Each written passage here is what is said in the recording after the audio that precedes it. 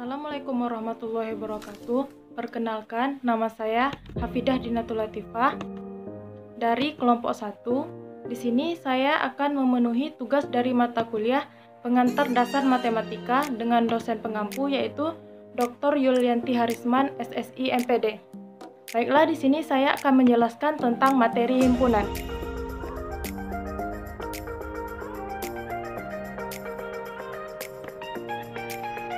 Oke, baiklah, di sini saya akan menjelaskan materi himpunan yaitu pada submateri, pengertian himpunan, dan cara menuliskan himpunan. Baiklah, pertama-tama kita akan membahas tentang pengertian himpunan. Apakah setiap kumpulan atau koleksi disebut dengan himpunan? Untuk mengetahuinya, mari kita perhatikan contoh berikut ini.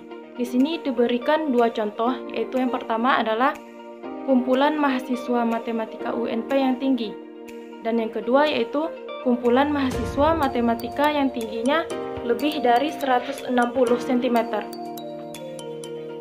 Baiklah, dari kedua contoh ini kita dapat menyimpulkan bahwa contoh yang pertama itu tidak terdefinisi dengan jelas. Pada contoh pertama ini hanya disebutkan bahwa mahasiswa, kumpulan mahasiswa yang tinggi, di mana tingginya itu tidak terdefinisi, di mana tinggi ini relatif menurut pendapat setiap orang. Contohnya, jika 150 cm itu sudah tinggi menurut orang ini, belum tentu menurut orang lain 150 cm itu sudah tinggi. Maka contoh pertama ini belum terdefinisi dengan jelas. Sedangkan contoh yang kedua ini sudah terdefinisi dengan jelas, di mana di sana yaitu kumpulan mahasiswa yang tingginya lebih dari 160 cm. Jelaslah contoh yang kedua ini lebih terdefinisi daripada contoh yang pertama. Baiklah, untuk lebih memahaminya, mari kita perhatikan contoh yang berikut ini. Mari kita perhatikan kumpulan-kumpulan berikut ini. Yang pertama, itu diberikan kumpulan yang merupakan himpunan, di mana itu contohnya ada 3, yaitu kumpulan mahasiswa yang lahir pada bulan Juli. Yang kedua yaitu kumpulan bilangan asli yang kurang dari 7, dan yang ketiga yaitu kumpulan nama mahasiswa yang diawali dengan huruf S. Selanjutnya diberikan contoh tentang kumpulan yang bukan himpunan, di mana di sini contohnya yaitu ada kumpulan mahasiswi yang cantik, yang kedua itu kumpulan makanan yang lezat, dan yang contoh ketiga yaitu kumpulan mahasiswa yang pintar. Di mana daripada kedua contoh ini yaitu kumpulan yang merupakan himpunan dan yang bukan himpunan, terlihat jelas bahwa perbedaannya yang mana kumpulan yang merupakan himpunan ini anggotanya terdefinisi dengan jelas, yaitu misalnya yang pertama yaitu mahasiswa yang lahir pada bulan Juli, dan yang kedua yaitu bilangan asli, di mana bilangan asli itu kurang dari 7, dan yang selanjutnya yaitu nama mahasiswa yang diawali dengan huruf S. Sedangkan pada kumpulan yang bukan himpunan ini anggotanya tidak terdefinisi dengan jelas, di mana cantik, lezat, dan pintar itu relatif terhadap setiap orang. Ada orang yang menganggap seseorang ini cantik, dan ada orang lain menganggap seseorang itu bukan cantik, di mana anggota dari cantik, lezat, dan pintar itu tidak sama terhadap semua orang, itu berbeda-beda. Jadi dari kedua kelompok contoh-contoh ini kita dapat menyimpulkan bahwa yang dimaksud dengan himpunan itu adalah kumpulan dari objek-objek yang memiliki karakteristik yang sama atau didefinisikan dengan jelas, di mana anggota suatu himpunan itu dapat berupa benda hidup ataupun benda mati. Jadi dapat kita simpulkan di sini bahwa himpunan itu adalah kumpulan dari objek-objek yang dimana objek itu terdefinisi dengan jelas anggotanya. Baiklah, selanjutnya kita akan masuk kepada notasi himpunan, yaitu cara untuk menuliskan himpunan. Untuk cara menuliskan himpunan ini kita harus memperhatikan beberapa hal. Yang pertama yaitu nama suatu himpunan itu kita simbolkan dengan huruf besar atau huruf kapital, yaitu seperti A, B, C, dan D, dan seterusnya. Dan selanjutnya, untuk anggota himpunan itu disimbolkan dengan huruf kecil seperti A, B, C, X, Y, P, Q, dan lain-lain. Dan selanjutnya, untuk menuliskan himpunan ini dalam matematika, kita menggunakan kurung kerawal, di mana anggota dari himpunan ini dibatasi oleh kurung kerawal. Selanjutnya yaitu untuk setiap anggota itu dibatasi dengan koma atau disebutkan sifatnya. Jadi setiap anggota itu dipisahkan oleh koma-koma.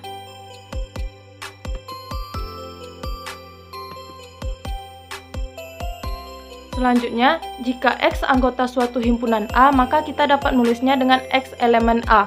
Dan selanjutnya, sedangkan yang bukan anggota himpunan A dapat kita tulis dengan X bukan elemen A.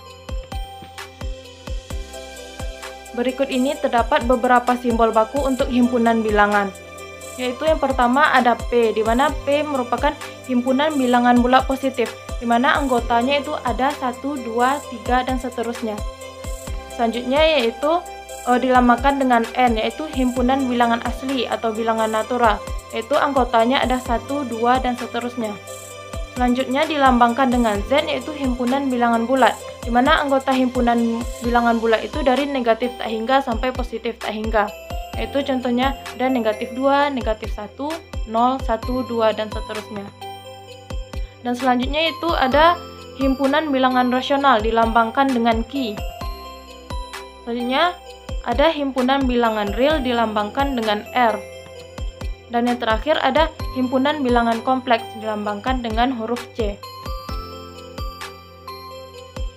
Selanjutnya kita akan masuk kepada cara penulisan himpunan, di mana himpunan itu dapat disajikan dengan beberapa cara. Itu ada 3 cara. Yang pertama yaitu mendaftarkan anggotanya, yang kedua itu dengan menuliskan sifat anggotanya, dan yang ketiga dengan notasi pembentuk himpunan.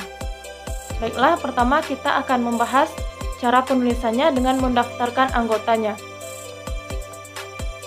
Mana di sini A adalah himpunan nama hari dalam seminggu yang diawali dengan huruf S, maka anggotanya itu terdapat Senin, Selasa, dan Sabtu.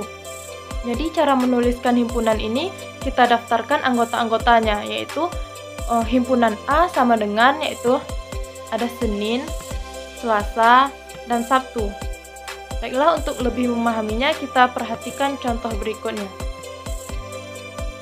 Yaitu jika B adalah himpunan 4 bilangan asli pertama, maka anggotanya adalah 1, 2, 3, dan 4. Maka kita dapat menuliskannya dengan himpunan B, yaitu sama dengan kita daftarkan anggotanya itu ada 1, 2, 3, dan 4. Dan selanjutnya kita akan membahas cara menuliskan himpunan dengan cara menuliskan sifat anggotanya. Baiklah, di sini ada bilangan dari 0 sampai 10, di mana bilangan tersebut merupakan bilangan cacah yang kecil dari 11.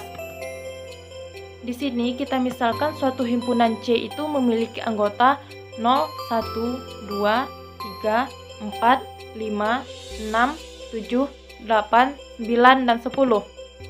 Maka kita dapat menyajikan himpunan tersebut dengan menuliskan sifat atau syarat dari anggotanya tersebut, di mana syarat atau sifat dari anggotanya tersebut yaitu bilangan cacah yang kecil dari 11. Maka kita dapat menulisnya dengan C merupakan himpunan bilangan cacah yang kecil dari 11.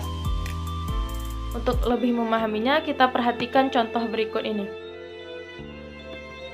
Yaitu misalkan himpunan D adalah himpunan bilangan prima antara 1 sampai 10. Maka bilangan prima yang terdapat antara bilangan 1 sampai 10 yaitu ada 2, 3, 5, dan 7. Maka kita dapat menyajikan himpunannya itu dengan menuliskan sifat atau syarat dari anggotanya, yaitu D merupakan himpunan bilangan prima antara 1 sampai 10. Baiklah, berikutnya kita akan masuk kepada cara ketiga dalam menuliskan himpunan, yaitu dengan notasi pembentuk himpunan. Jadi bentuk umum dari notasinya adalah yaitu X di mana PX. Di mana keterangan dari bentuk umum ini adalah di mana X itu mewakili anggota himpunan dan PX itu menyatakan syarat yang harus dipenuhi oleh X agar bisa menjadi anggota himpunan tersebut. Baiklah, agar lebih memahaminya, coba kita perhatikan contoh berikut ini. Contoh yang pertama yaitu ada E adalah himpunan bilangan bulat positif yang kecil dari 5. Maka di sini notasi pembentuknya kita dapat bentuk dengan X, di mana X adalah sifatnya itu tadi bilangan bulat positif yang kecil dari 5. Atau kita dapat juga menulisnya dengan X, di mana X elemen P, X kecil dari 5. Dan selanjutnya itu ada himpunan F memiliki anggota 2, 3, 4, 5, 6, dan 7. Maka dengan notasi pembentuk himpunan, maka kita dapat menulisnya dengan himpunan F sama dengan X lebih dari 1 dan X kurang dari 8, di mana X elemen bilangan asli. Baiklah, cukup sekian materi dari saya, yaitu tentang submateri himpunan, pengertian himpunan, dan cara menuliskannya. Assalamualaikum warahmatullahi wabarakatuh.